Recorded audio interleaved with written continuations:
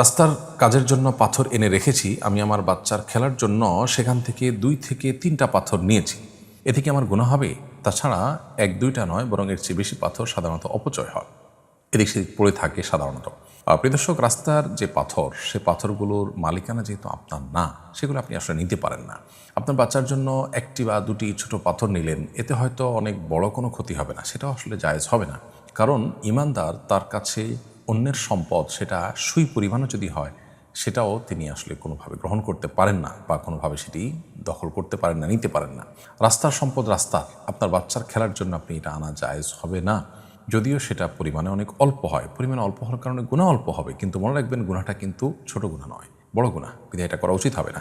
এটা যদি কোনো কনস্ট্রাকশন কোম্পানি করে থাকে, তাহলে কোম্পানির দায়িত্বশীল পর্যায়ে কেউ বলল, তা কারো কাছ থেকে বলে নিলেন, সেটা ভিন্ন বিষয়। এখন আপনি যেটা বললেন যে অনেক পাথর তো অপচয় হয়, তো অপচয় হয় সেটা তো ভিন্ন বিষয়। অনেক ক্ষেত্রে দেখা যায় পড়ে যায়, সেটা তার ইচ্ছার বাইরে, কিন্তু আপনি ইচ্ছা কিন্তু নিয়ে আসছেন, দুটা কিন্তু দুই জিনিস। কারোর জিনিস তার অজান্তে পড়ে গেছে, সেটা তো এক জিনিস। এর মানে এই না যে আপনি তার পকেট থেকে নিতে পারেন, তার পকেট থেকে অনেক টাকা তো পড়েও যায়, সেই অজুহাতে কি আপনি তার পকেট থেকে নিতে পারেন? ঠিক একইভাবে তার পাথরের কিছু অংশ নষ্ট হতে পারে, এটা রাষ্ট্রের সম্পদ হতে পারে, কোনো কনস্ট্রাকশন কোম্পানির সম্পদ হতে পারে, তো এইভাবে আনা জায়েজ নয়। আমাদের বাচ্চাদেরকে বোঝাতে হবে, বাবা এটা তো আমাদের নয়, এটা আমরা নিতে পারি না, সব কিছু মনে চাইলে আমাদের নিতে হবে, এটা কোনো কথা নয়।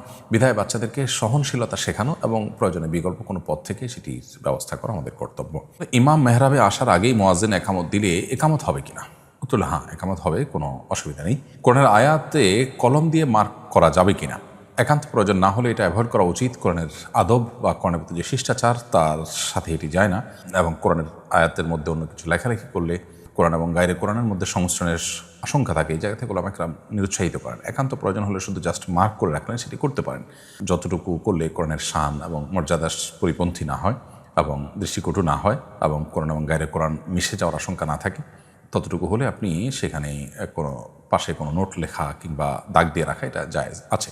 ভার্সিটিতে নারী শিক্ষার্থীরা গায়রে মাহরাম পুরুষের সামনে প্রেজেন্টেশন দিতে পারবে কিনা? পর্দা রক্ষা করা সবার জন্য কর্তব্য। পর্দা রক্ষা করে যদি দেওয়ার কোনো পদ্ধতি থাকে, এটা জায়েজ হবে, কিন্তু মূলত সহশিক্ষার পরিবর্তে শরিয়া আমাদেরকে মেয়েদের জন্য, মেয়েদের মতো ক্যাম্পাস, তাদের মতো টিচার এবং পুরো অ্যারেঞ্জমেন্ট রেখে তাদের জন্য শিক্ষার ব্যবস্থার কথা মূলত ইসলাম বলে।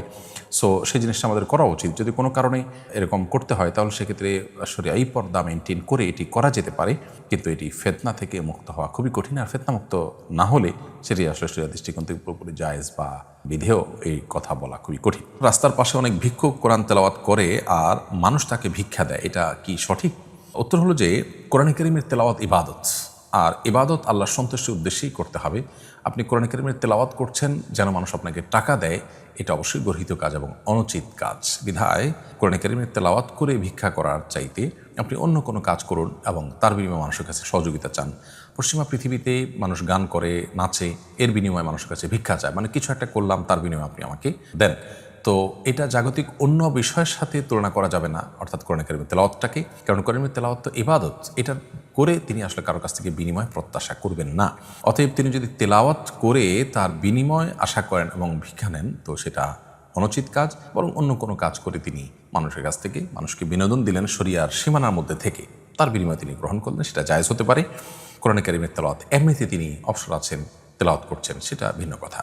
আমার খালু ব্যবসা করার জন্য মানুষের কাছে অনেক ঋণ নিয়েছে, সেগুলোর চাপে তিনি এখন মানসিক ট্রমার মধ্যে আছেন। এক্ষেত্রে আমার খালা তার জাকাতের টাকাটা ঋণ পরিশোধের জন্য খালুকে দিতে পারবে কি না? উত্তর হলো যে স্বামী তার স্ত্রীকে জাকাত দিতে পারবে না। কারণ হলো স্ত্রীর ভরণ পোষণ দেওয়া স্বামীর উপর অবশ্য কর্তব্য।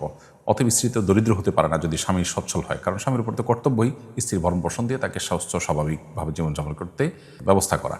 অতএব তিনি জাকাত কোন হিসাবে দিতে পারেন? জাকাত দিতে পারবেন দুস্থকে, অসহায়কে, যে চলতে পারে না। স্ত্রীর তো স্বামী সচ্ছল হওয়ার কারণে সে অপশন নাই, এই জন্য কখনোই স্বামী তার স্ত্রীকে জাকাত দিতে পারবে না। তবে স্ত্রী তার স্বামীকে জাকাত দিতে পারবে কিনা, এটা নিয়ে বিতর্ক রয়েছে। ইমাম আবু হানিফা রাহিমাহুল্লাহর মতে এটি জায়েজ নয়, আর ইমাম শাফি, ইমাম আহমদ বিন হাম্বল, ইমাম মুহাম্মদ রাহিমাহুল্লাহ সহ জমহুর উলামার মতে এটি জায়েজ আছে। অর্থাৎ স্ত্রী স্বামীকে জাকাত দিতে পারেন, কারণ স্ত্রীর প্রতি স্বামীর ব্যয়ভার বহন করা কর্তব্য না, বিধায় তিনি তাকে দিতেই পারেন। এক লোক আমাদের বাজারে প্রতিদিন একটি হাতি নিয়ে টাকা উঠায়, টাকা না দিলে হাতি দিয়ে ক্ষতি করে।